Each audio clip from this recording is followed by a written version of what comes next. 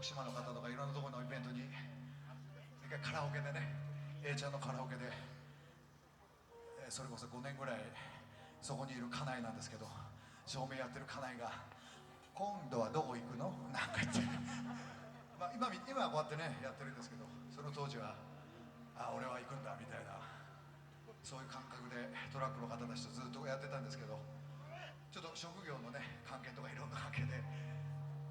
去年からちょっとこの駿河船団の方に声かけられて、ああ変わってねえなっていうのと、こうやってももさんが亡くなったりジョナサンがとか聞くとね、僕らももし A ちゃんが死んだらどうなっちゃうのとかね、そういう感覚です。でもこれだけ子供にすごい夢を持てる車が世の中にまだまだいるんだなってことで、武道館に行ってタオルの上がる数を見て安心して地元へ帰るみたいな感覚が似てると思うんですけど、いやー本当にまたぜひ来年があったらね、このボディがどこまで言うこと聞くかわかんないですけど、最高のメンバーがね、最高のメンバーが今日は来てくれてます。すいません、もう一回大きな拍手、バンドのみんなによろしくお願いします。結構こういうやつのバックやるって大変だと思うんですよね。ちょっとバンマスが選んだ矢沢のメロディーの洗いをちょっと何曲か紹介したいと思います。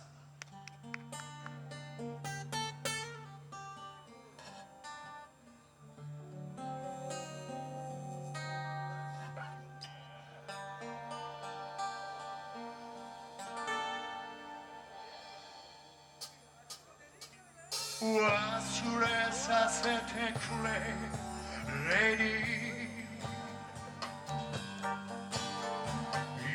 いっそひと思いさまたい、あなた一人だけでい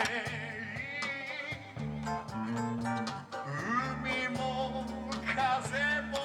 ストレンジャー、焼けた花が今は眩しさもすべて切み切ない恋君キリムス真昼を